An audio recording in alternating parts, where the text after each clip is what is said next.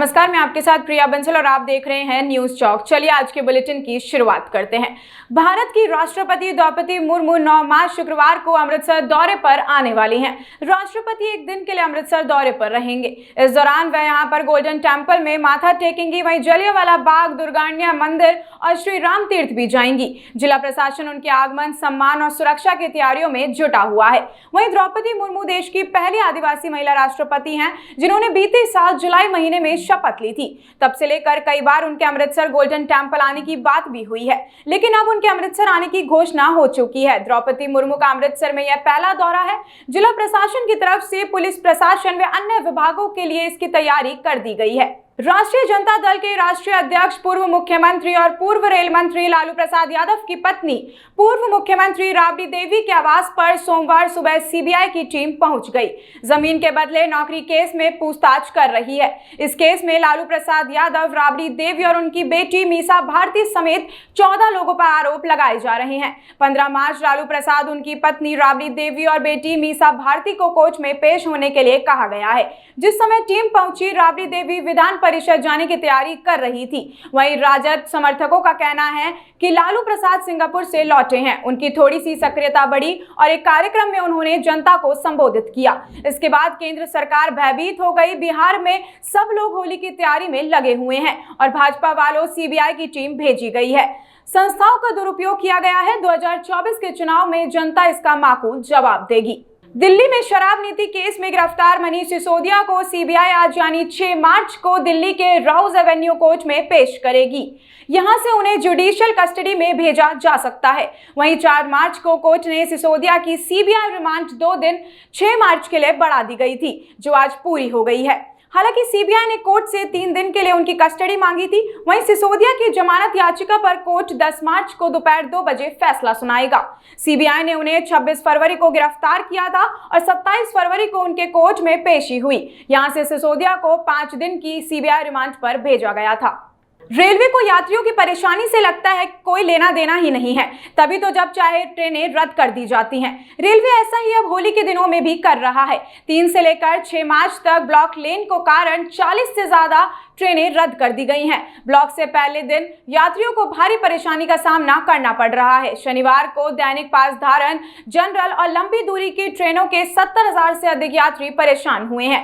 सबसे ज्यादा परेशानी लोकल यात्रियों को हो रही है, क्योंकि सूरत जाने वाली सभी मेमू ट्रेनें आंशिक रूप से रद्द रही हैं।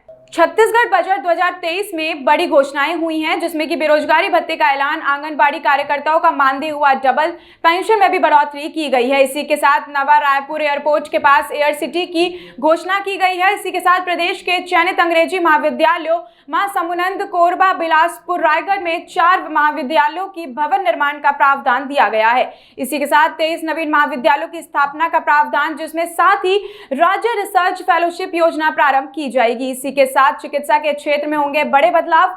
101 नवीन स्वामी आत्मानंद अंग्रेजी माध्यम विद्यालय के लिए 807 करोड़ की घोषणा भी की गई है। कैम्ब्रिज में चीन को शांति पसंद और नेचर से जुड़ा देश बताने वाले राहुल गांधी का रुख अब बदल गया है। कैम्ब्रिज में करीब 100 किलोमीटर दूर लंदन में इंडियन जर्नलिस्ट एसोसिएशन के इंडिया इनसाइट प्रोग्राम में राहुल ने कहा, इंडिया को चीन से सतर्क रहने की जरूरत है। वह बॉर्डर पर बहुत ज्यादा एक्टिव और एग्रेसिव हैं। राहुल गांधी 7 दिन के ब्रिटेन दौरे पर गए हुए हैं, जिसमें एक बार फिर मोदी सरकार की खुले मंच पर आलोचना की है।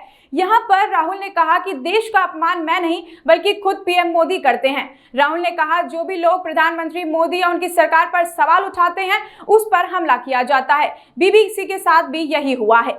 राहुल ने इनकम टैक्स रेट, लोकसभा चुनाव में उम्मीदवारी और इंडिया चीन रिलेशनशिप पर भी बात कही है। नॉर्थ ईस्ट के 3 राज्यों में हाल ही में आए विधानसभा चुनाव के नतीजों में बीजेपी में उत्साह देखा जा रहा है।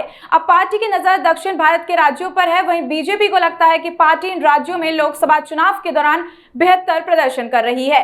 दक्षिण के राज्यों में लोकसभा की 129 सीटें हैं। अभी भी इनमें बीजेपी के पास केवल 29 सीटें ही हैं। इसमें से 25 सीटें अकेले कर्नाटक से हैं। इसलिए बीजेपी की नजर अब दक्षिणी राज्यों की 129 सदस्यीय सीटों से अधिक सेंध लगाने पर टिकी हुई है। नॉर्थ ईस्ट में मिली जीत पर दक्षिण भारत के राज्यों में 2019 और 2024 के बीच आए राजनीतिक बदलाव में बीजेपी उत्साहित है। बीजेपी की नजर इस बार दक्षिण में सिर्फ कर्नाटक और तेलंगाना पर ही नहीं है, पार्टी की योजनाओं में तमिलनाडु भी शामिल है। आप सांसद संजय सिंह ने रविवार को प्रेस कॉन्फ्रेंस में कहा कि मनीष सिसोदिया को सीबीआई मानसिक रूप से प्रताड़ित कर रही है। एजेंसी उनसे झूठ कबूलनामे पर हस्ताक्षर करने के लिए फोर्स कर रही है। उन्होंने साथ में ये भी कहा कि हम आपको सारे आरोप लिखित में दे रहे हैं, आप इस पर हस्ताक्षर कर दीजिए। इधर दिल्ली के पूर्व डिप्टी सीएम मनीष सिसोदिया को गिरफ्तारी को लेकर 9 विपक्षी नेताओं ने प्रधानमंत्री नरेंद्र मोदी को एक चिट्ठी भी लिखी है। इन नेताओं में दिल्ली के मुख्यमंत्री अरविंद केजरीवाल भी शामिल हैं। चिट्ठी में लिखा है कि मनीष सिसोदिया की गिरफ्तारी यह दिखाती है कि भारत एक लोकतांत्रिक देश से तानाशाही शासन में तब्दील हो गया है। मेगा स्टार अमिताभ बच्चन के फैंस के लिए बुरी खबर सामने आ रही है। हैदराबाद में शूटिंग के दौरान बिग बी घायल हो गए। एक्शन सीन करते हुए अमिताभ बच्चन को चोट लग गई। चोट लगने की वजह से शूटिंग को कैंसिल करना पड़ा है।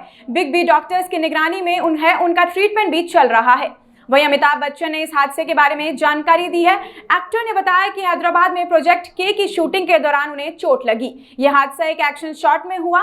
बिग बी को पसली में चोटें आई हैं। अमिताभ बच्चन ने बताया कि रिब कार्टिलेज पॉप को हो गया है। इसी के साथ दाहिनी रिब केज की साइड की मांसपेशी भी फट गई है।